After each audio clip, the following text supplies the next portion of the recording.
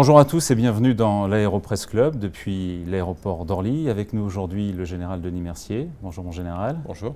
Denis Mercier, ancien chef d'état-major de l'armée de l'air et aujourd'hui commandant suprême allié pour la transformation de l'OTAN, basé à Norfolk depuis quelques mois maintenant. Avant tout mon général, première question aujourd'hui, à quoi sert l'OTAN ? L'OTAN a une vocation qui n'a pas changé depuis le traité de 1949. C'est une vocation de défense et de défense de ses États membres.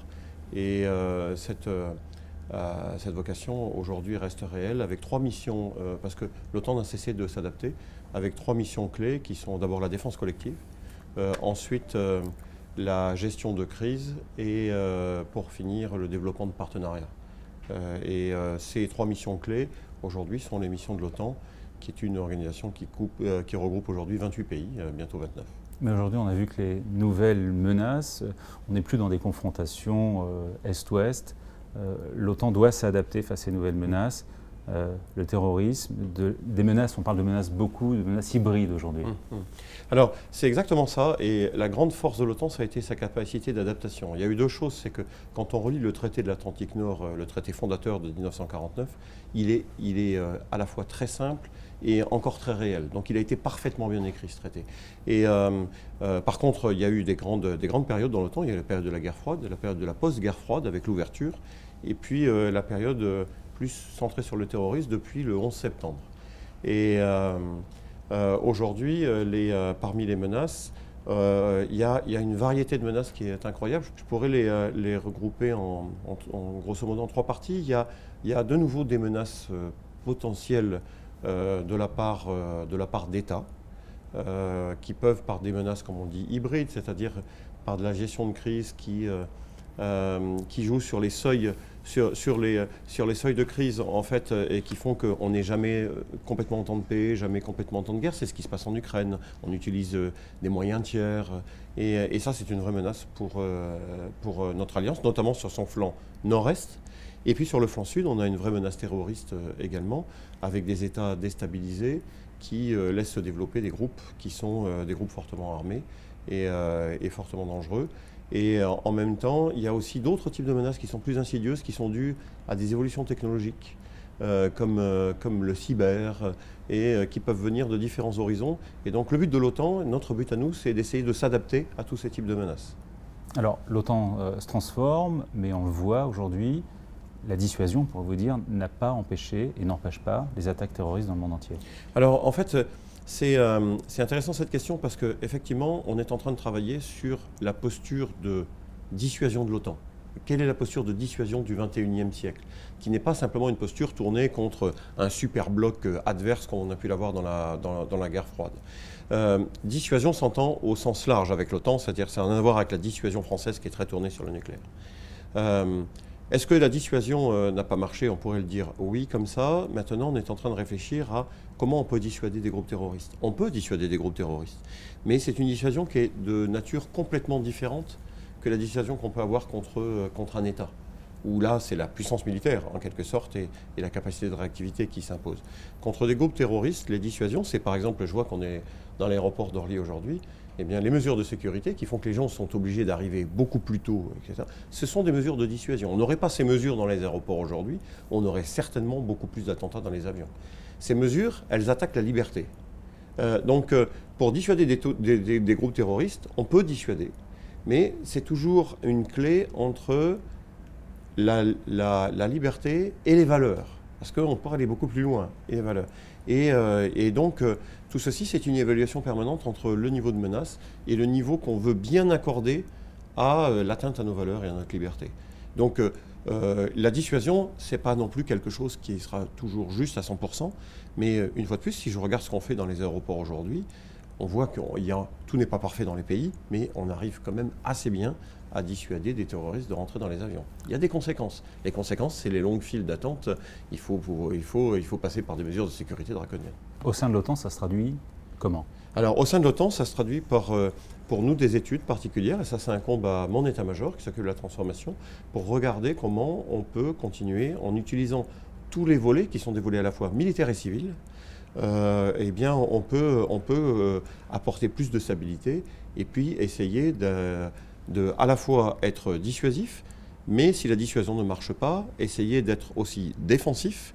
Et puis, il y a un autre volet, parce qu'on le voit bien, que on peut être atteint, c'est le volet de la résilience. C'est comment, si on est frappé par n'importe quel type de menace, on est capable de se reconfigurer. Et ça, c'est un volet qui est très nouveau, qui est le volet sur la résilience, et on est en train de travailler dessus. Et dans ce domaine-là, il y a quelque chose qui est assez nouveau aussi, c'est que ça n'est plus l'OTAN seul. Il n'y a plus une organisation internationale aujourd'hui qui opérera seule. C'est l'OTAN avec d'autres organisations internationales. J'étais avant-hier à l'ONU, mais on travaille beaucoup avec l'Union européenne, par exemple. Et puis, c'est l'OTAN avec énormément de pays partenaires. L'OTAN aujourd'hui, c'est 28 pays, mais c'est aussi 41 pays partenaires. Ces 41 pays partenaires, ce sont des pays européens, des pays du Moyen-Orient, des pays africains, des pays asiatiques. Un de nos principaux partenaires, c'est l'Australie, par exemple, avec lesquels on développe de l'interopérabilité, parce que toutes ces menaces, elles sont aujourd'hui très transnationales. Mon général, vous parlez d'interopérabilité. Comment elle se traduit concrètement? Alors, cette interopérabilité, elle se traduit dans plusieurs domaines. L'interopérabilité, c'est justement la force d'une organisation comme l'OTAN. C'est d'abord un domaine des concepts et des doctrines. Comment on développe des concepts et des doctrines qui sont approuvés et appliqués par 28 pays, qui fait que quand on est engagé ensemble, et ça peut être très bien dans des crises humanitaires jusqu'à des missions de très haute intensité, eh bien nous avons les mêmes concepts de doctrine et donc on peut travailler ensemble tout de suite. C'est aussi de l'interopérabilité des hommes, c'est-à-dire comment nous sommes sûrs que tous ces sous-officiers, ces officiers, ces personnes civiles, tous ces gens qui vont concourir à des missions de l'OTAN, eh bien, ont des niveaux d'entraînement et de formation de départ qui sont compatibles, de façon à pouvoir travailler dès les premiers jours ensemble. Et d'ailleurs, cette interopérabilité, on les travaille aussi avec nos pays partenaires, c'est tout l'avantage. Et puis, c'est une interopérabilité qui est technique, qui fait que quand on a aujourd'hui des avions, des bateaux, des chars, mais aussi des centres de commandement avec des systèmes qui doivent se connecter, eh bien, on arrive et on les connecte ensemble. Et d'ailleurs, aujourd'hui, toute la clé est bien de faire travailler ces systèmes de commandement qui sont des systèmes qui reposent sur des moyens, des systèmes d'information, en fait, hein, de la connexion. Eh bien, on est en train de développer une norme qui devient une norme internationale. Et cette norme, elle va pouvoir permettre de relier très facilement les moyens de chaque pays. Chaque pays peut arriver dans une opération et puis, parce qu'on l'aura testé avant, parce qu'il sera compatible avec cette norme, eh bien, on branche et tous nos systèmes se parlent, quels que soient les systèmes nationaux qu'on utilise. Ça, c'est très important. On parlait tout à l'heure de cybercriminalité aussi, d'autres choses. Et comment vous associez les industriels? Pour la partie industrielle, il y a plusieurs volets. Le premier volet, c'est d'essayer de faire que les industriels comprennent nos problèmes, quels sont nos besoins. Et on a ouvert l'année dernière une nouvelle initiative dans ce domaine-là qui consiste à intégrer les industriels dans nos exercices. On a mené l'année dernière le plus gros exercice de l'OTAN depuis 2002. On a déployé en Espagne qui s'appelait Trident Juncture 15 en 2015, qui a permis de déployer en Espagne 35 000 hommes, 140 avions de façon générale, une soixantaine de navires. Et on a invité une quarantaine d'industries qui viennent aussi bien des États-Unis que de tous les pays européens, les membres de l'OTAN en fait, à venir assister et à être intégrés dans toutes les phases de l'exercice. Ça a été passionnant parce que d'abord ils ont pu comprendre quels étaient nos besoins et puis en même temps on a des retours aujourd'hui, ils nous disent mais pourquoi vous faites ça comme ça, vous savez la technologie va vous aider, etc. Et mon but à moi aujourd'hui c'est que l'industrie évolue beaucoup, surtout dans ces domaines des technologies d'information, tout ce domaine du numérique, en fait, qui est en train de nous toucher, auquel il faut qu'on passe. Et toute la question aujourd'hui, c'est de voir comment on peut associer l'industrie à de l'expérimentation, de manière à ce qu'eux nous amènent qu'est-ce que la technologie nous permettrait de faire, et puis que nous, on leur dise, voilà ce que nous, voilà quels sont nos besoins. Donc on est en train de mener un certain nombre d'événements qui tournent autour de ça, et notamment on organise tous les ans un NATO Industry Forum, un forum de l'industrie de l'OTAN, qui a pour but de plus formaliser nos relations avec l'industrie. Et puis derrière ça, on a aussi, et ça incombe à mon état-major, un développement capacitaire, c'est le développement d'équipements, sur lesquels on travaille pour pouvoir ensuite, eh bien, une fois de plus, un peu créer des normes et puis adresser aux nations aussi les besoins qu'on a, si jamais on veut répondre au niveau d'ambition de l'OTAN. Et là-dedans, il y a un volet industriel fort. Et ce volet industriel, eh bien, ça nous permet, plus on a des relations avec l'industrie, on a un cadre qui nous permet de le faire, plus ça permet à l'industrie, une fois de plus, de se positionner correctement pour ensuite des appels d'offres. Parce qu'après, il y a des appels d'offres qui peuvent être internationaux, ou alors ce sont les nations qui vont faire les appels d'offres, mais ce sont des besoins qui ont été combinés avec 28 pays, donc on a des besoins qui sont harmonisés. Et ça, c'est très important. Et les besoins aujourd'hui, ils sont où ? Alors, les besoins aujourd'hui, alors comment ça s'exprime ces besoins ? C'est un cycle qui est très bien fait dans le temps. C'est certainement le plus beau cycle capacitaire que je connaisse. Et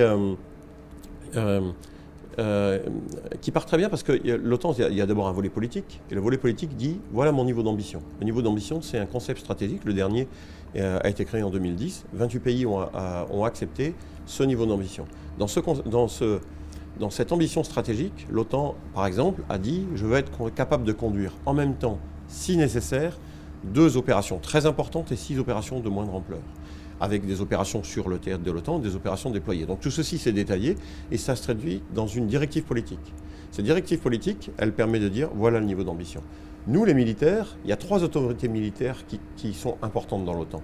Il y a le président du comité militaire de l'OTAN. Le comité militaire, c'est les chefs d'état-major des armées de tous les pays. Il y a le SACEUR, qui est le commandant suprême pour l'Europe, qui s'occupe des opérations. Et puis le SACTI, moi, qui s'occupe de la transformation. Et nous sommes les 3 autorités militaires qui traduisent les besoins politiques en réalité militaire. Si vous voulez ça, vous les chefs d'État, eh bien nous, autorités militaires, voilà, on vous dit que c'est ça qu'il faut. La traduction en nombre de bateaux, d'avions, de munitions, d'hommes, eh bien c'est ça. Le cycle est bien fait parce qu'il n'y a pas de filtre de notre traduction militaire. C'est-à-dire, il n'y a pas un moment, un semi-fil qui dise attention, tout ça, ça va coûter de l'argent. Nous, on donne la réalité en disant si vous voulez ce niveau d'ambition, voilà ce qu'il faut. Et ensuite, par contre, ce cycle capacitaire de l'OTAN, il va plus loin parce que derrière cette réalité, il dit aux nations nous, on va aller voir chaque nation, c'est ce qu'on fait, et on leur dit qu'est-ce que vous avez dans votre arsenal. Et on fait le compte de tout ça. Et ensuite, on dit par rapport aux besoins militaires, par rapport à ce qu'il y a dans les nations, voilà ce qui manque. Et ensuite, on fait des recommandations aux nations en leur disant, aujourd'hui, on a identifié 16 domaines qui sont très importants, qui manquent, comme par exemple le ravitaillement en vol, il y en a d'autres, et en disant aux nations, si vous voulez remplir le niveau d'ambition, maintenant, il va falloir que vous acquériez, parce que chaque nation est souveraine, bien sûr, que vous acquériez ces moyens-là, parce que ce sont les moyens qui nous manquent, et même à des nations particulières, on peut leur dire, compte tenu de vos compétences, on vous recommanderait d'acquérir ces moyens-là. Voilà. Ensuite, les nations font leur choix politiquement. Mais ça c'est un cycle qui est très fort et dans lequel mon état-major participe activement. Donc si je résume aujourd'hui, l'OTAN, outil stratégique et politique. Alors l'OTAN, ce n'est pas un outil, c'est une organisation internationale, mais c'est une organisation internationale, oui, qui a un niveau politique, qui est le Conseil de l'Atlantique Nord, et qui a un niveau militaire, donc dirigé par les 3 autorités dont j'ai parlé. Et ce qui est important, c'est que l'OTAN est la seule organisation internationale qui a une structure militaire établie avec des centres de commandement, avec tous les outils militaires. Si on prend d'autres institutions avec lesquelles on travaille, comme l'Union européenne, comme l'ONU, ils ont d'autres qualités, mais ils n'ont pas tous ces outils militaires. L'OTAN a une structure militaire qui est bien établi et qui lui permet de mener des opérations, qui lui a permis dans le passé de mener tout type d'opérations. Et c'est ce qui en fait sa caractéristique, en quelque sorte. Qui finance aujourd'hui l'OTAN ? Alors, ce sont les pays membres qui financent l'OTAN. Il y a des clés de répartition. Et ce qu'il faut voir, c'est qu'il y a 2 types de financement. Donc, les pays membres financent. Le budget de l'OTAN doit être sur un budget annuel, je crois, de l'ordre de 2 milliards de dollars. Et avec une clé de répartition en fonction du produit intérieur brut de chaque pays. On ne peut pas demander à certains pays de financer comme les États-Unis, par exemple. Donc il y a une clé de répartition. Et cette clé de répartition, elle permet d'avoir au niveau du financement, le financement d'un certain nombre de programmes communs. Les structures de commandement de l'OTAN sont par exemple financées par un programme commun. Il y a aussi quelques capacités qui sont financées par un programme commun. Et le reste, par contre, eh bien, c'est de la contribution des nations. Donc, quand on va voir une nation pour lui dire qu'il faudra acquérir des tankers, des choses comme ça, c'est pas l'OTAN qui paye, c'est les nations qui décident de s'engager là-dedans et d'acquérir en propre ces choses-là. D'ailleurs, la plupart des forces de l'OTAN, ce ne sont pas des forces de l'OTAN, ce sont des forces des nations qui sont mis éventuellement à disposition de l'OTAN si c'est nécessaire. Il y a peu de forces qui sont mises en permanence à disposition de l'OTAN. Il y en a quelques-unes, comme la police du ciel. Mmh. Quelle est la place aujourd'hui de la France de l'OTAN? Qu'apporte-t-elle à l'OTAN et qu'est-ce que l'OTAN apporte à la France? Alors, la place de l'OTAN aujourd'hui, la France a toujours été un membre de l'OTAN, d'ailleurs c'était un membre fondateur. Et la France ensuite, du temps du général de Gaulle, pour plein de raisons qui s'expliquaient à l'époque, est sortie de la structure militaire intégrée, mais est toujours restée dans la structure politique, d'ailleurs avec participant au financement commun.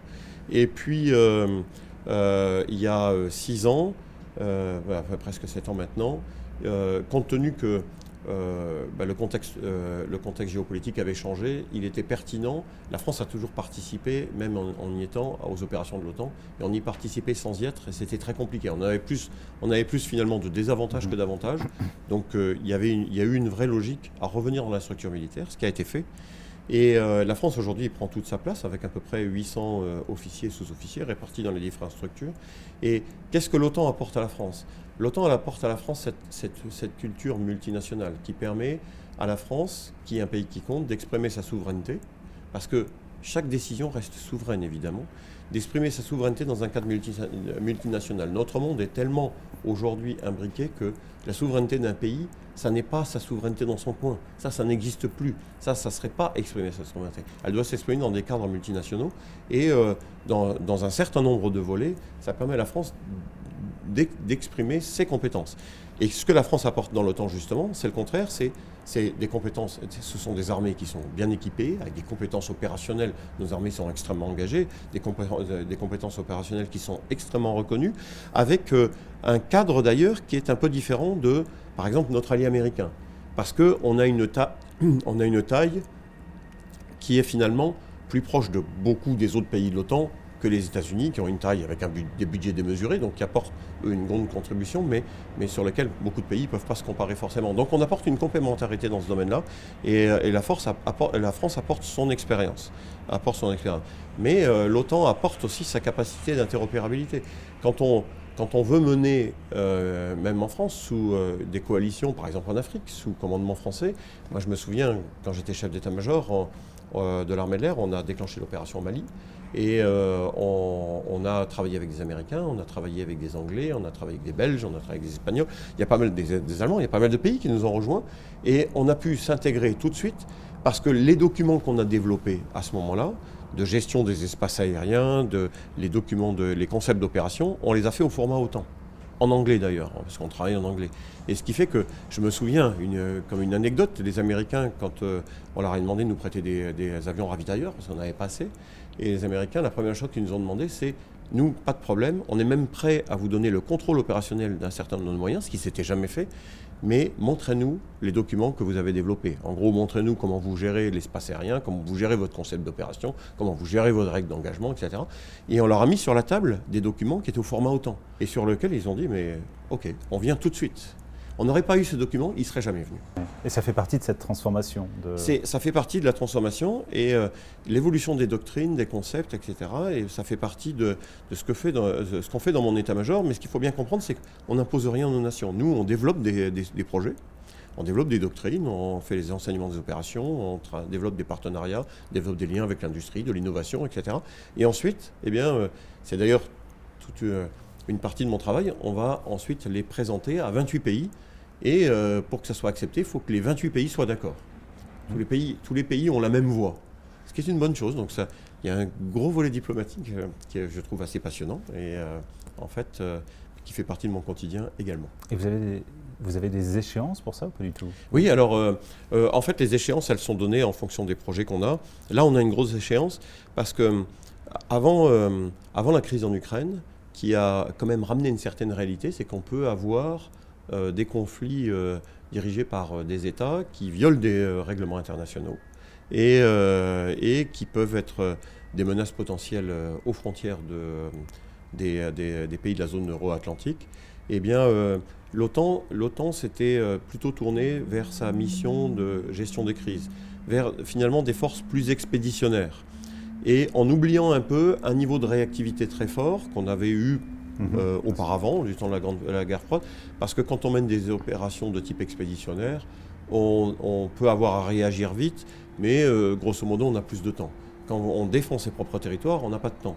Et donc, le dernier sommet de l'OTAN, il y a un sommet tous les 2 ans qui rassemble tous les chefs d'État. Le dernier sommet de l'OTAN, qui était au Pays de Galles, eh bien, a rappelé qu'il fallait qu'on renoue avec cette capacité extrêmement réactive de nos forces. Et on a développé un plan d'action pour la réactivité, qu'on appelle la Readiness Action Plan. Et on nous a donné 2 ans pour pouvoir le présenter au prochain sommet qui aura lieu à Varsovie en juillet. Donc là, c'est un très gros travail parce il a fallu revoir toutes nos procédures, il a fallu revoir des capacités particulières, il a fallu créer des nouveaux concepts de force très rapides sur lesquels les pays tournent et prennent chacun leur niveau d'alerte. Et on sera prêt pour Varsovie.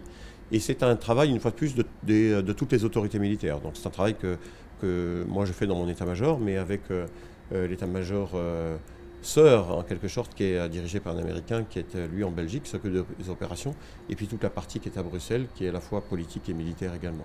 Donc là, on a eu vraiment un agenda extrêmement serré, mais on sera prêt pour Varsovie. Mais finalement, et c'est d'ailleurs ce que j'essaye moi de faire valoir, c'est une première étape, ce plan d'action. On peut aller beaucoup plus loin dans la réforme de l'OTAN derrière, on va proposer d'autres idées. Et en même temps, les menaces évoluent extrêmement vite, donc oui, vous êtes obligé de vous adapter en permanence. C'est exactement ça. Et d'ailleurs, un exemple de ça, c'est que cet exercice dont j'ai parlé, qu'on a mené en 2015, on a aussi intégré des nouveaux types de menaces dedans, des menaces cyber, etc. Et puis on essaye de toujours avoir un cran d'avance. C'est vraiment le sujet. Dans mon état-major, on développe un document qui est un document sur quels sont les facteurs de menace à 30 ans. Ce document, on le met à jour tous les 2 ans. C'est un document d'ailleurs qui est ouvert, qui n'est pas classifié, et qui est un peu un document clé pour essayer d'orienter notre pensée et puis comment on va pouvoir essayer de répondre à ces menaces. D'ailleurs, soit dit en passant, pour les gens qui pourraient être intéressés, sur le site de mon état-major, donc act.neto. Quelque chose, sur lequel on peut le trouver très facilement sur Google. On a un hub d'innovation. Ce hub d'innovation, c'est un site internet sur lequel les gens peuvent s'inscrire. Et une fois qu'ils sont inscrits, eh bien, ils peuvent participer à tous nos travaux. On a des milliers de personnes qui sont civiles et militaires à travers la planète qui nous aident à développer ça. C'est passionnant.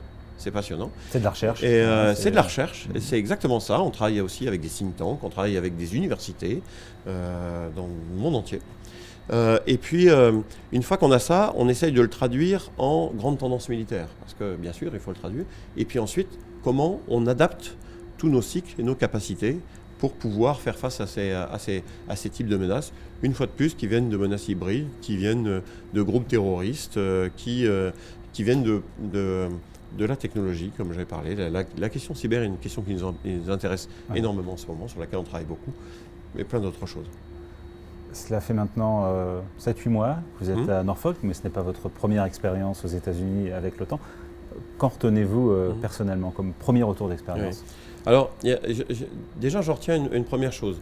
J'ai déjà passé 3 ans dans l'OTAN quand j'étais colonel, mais j'étais aux Pays-Bas à ce moment-là.